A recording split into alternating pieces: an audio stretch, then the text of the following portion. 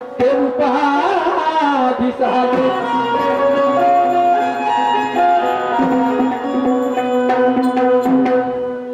दगडास त्याची जागा दाखवून खरा इतिहास जगा पुढे मांडून दगडास त्याची जागा दाखवून खरा इतिहास जगा पुढे मांडून स्वच्छतेचे महत्व दिलं पटवून राष्ट्रसंत उपाधी पहावले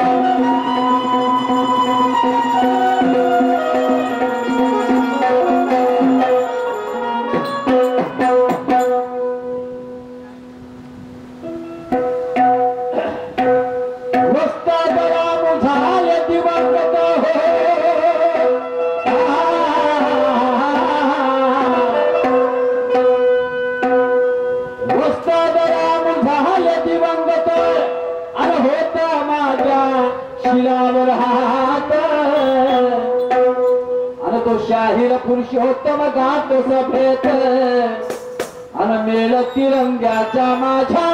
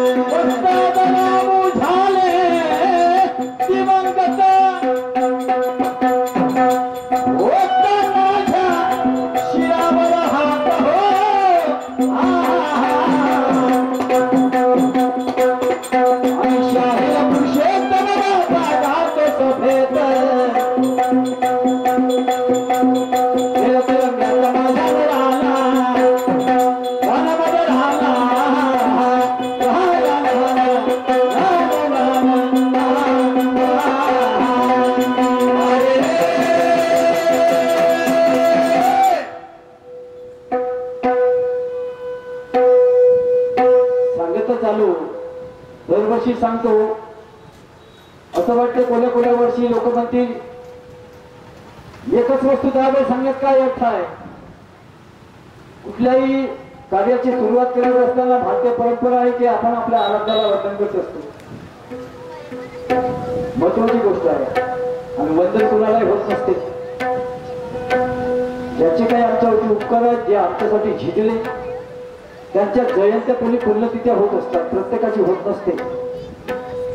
आणि म्हणून वंदन करतात शारीच्या भाषेमध्ये त्याला गण म्हणतात. काही लोक म्हणतात गण म्हणजे गणपती, पण असं होत नाही. गण म्हणजे गणपती होत असेल तर तुम्ही बसलेले प्रत्येक माणूस बाई पोटे बाते सप्पा गणपती. कारण तो प्रेक्षकगण, शाळेमध्ये शिक्षकगण, शिक्षकापुढे विद्यार्थीगण, ग्रामपंचायतमध्ये सदस्यगण सगळेच गणपती. मराठी वाङ्मयाच्या 126 नंबरवर अर्थ आहे सांगितलं आहे गण म्हणजे लोकांचा समूह. गणाच्या ठिकाणी तुम्ही आपल्या आईवडिलांची पूजा करू शकता.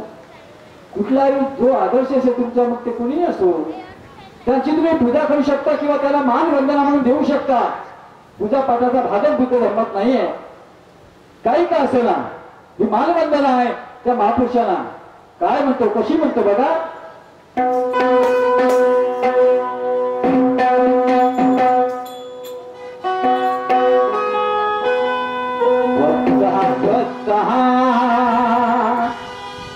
अरे फूटा फूटा कि हाल हमारा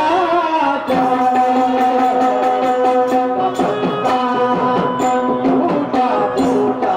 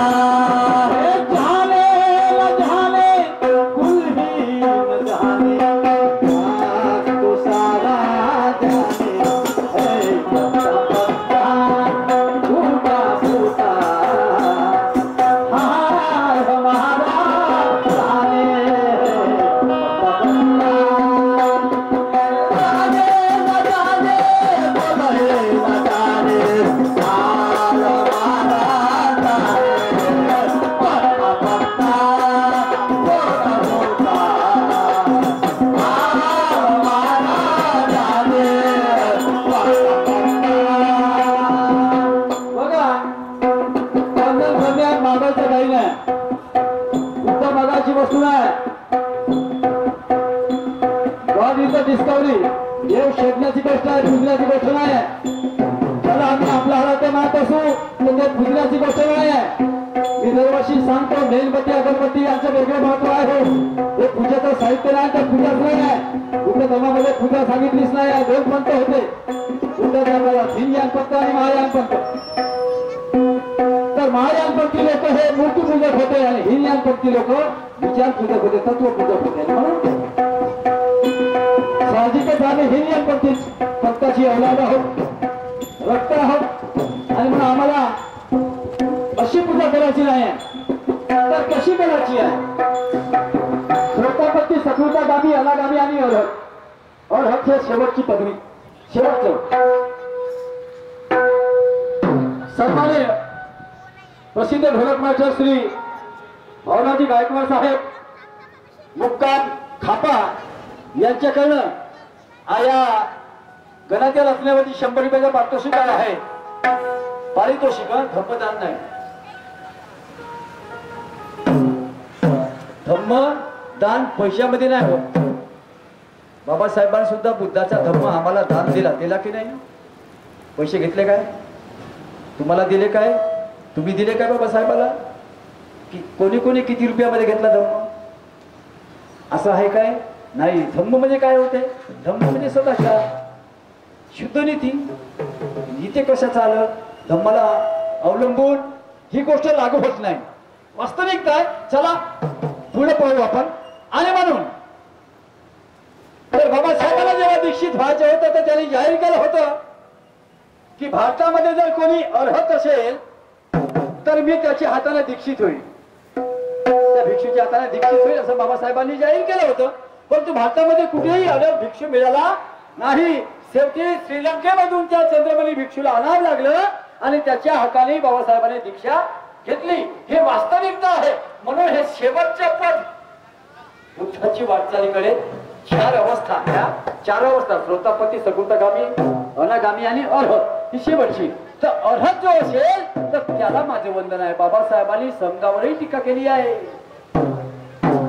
बाबासाहेबांचा संघावरही भरोसा नव्हता, तुम्हाला सांगतो. हो, म्हणून तर बाबासाहेब स्वतः पहिले दीक्षित झाले आणि मग दर्यकाशी मग तुम्हाला दीक्षा दिली बाबासाहेबांनी. बरोबर आहे? त्यांच्या स्वस्तिकांना दिली तुम्हाला सगळ्यांना, नाही का? आणि म्हणून म्हणतो गंभीर आहे. काय म्हणतो?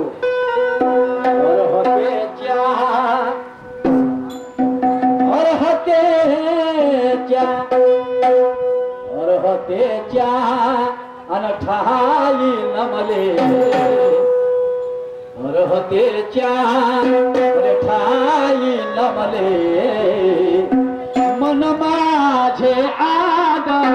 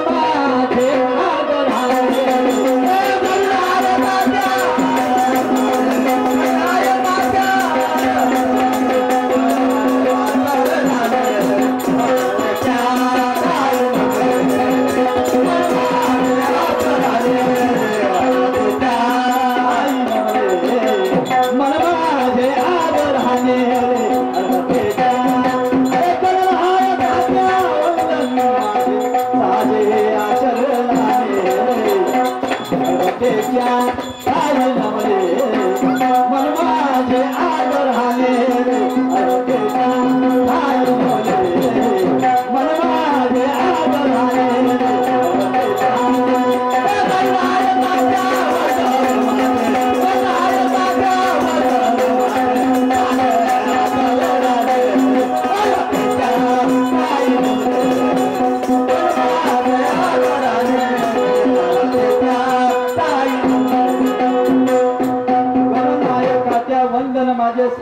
करणार गणपद्धती फार पुरातन आहे हो.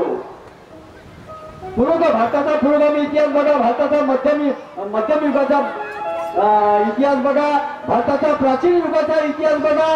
त्यामध्ये तुम्हाला याच्या गणसंस्था सापडतील. तुम्हाला सांगतो इसवी सन पूर्व 7000 1000 सोडा, इसवी सन पूर्व 7000 जरी मागे गेले तिथे तुम्हाला गणसंस्था सापडतील. व त्या गणसंस्थाचे विरोधक सनातन प्रवृत्ती त्याही काळात उपस्थित होती. गणसंस्था काही लोकांना मान्य नव्हत्या आणि म्हणून राज्यामध्ये युद्ध व्हायचे, दोन राज्यामध्ये युद्ध व्हायचे आणि एक राजा दुसऱ्या राज्यावर स्वारी करून त्याचं राज्य हिसकून घ्यायचा. तुम्हाला सांगतो तर हे साधारण प्रतिक्रिया त्याही काळी होत्या, त्याही काळी ह्या प्रतिक्रिया होत्या. आणि तिथून गण शाक्य गण, युद्धाचा कोणता गण होता?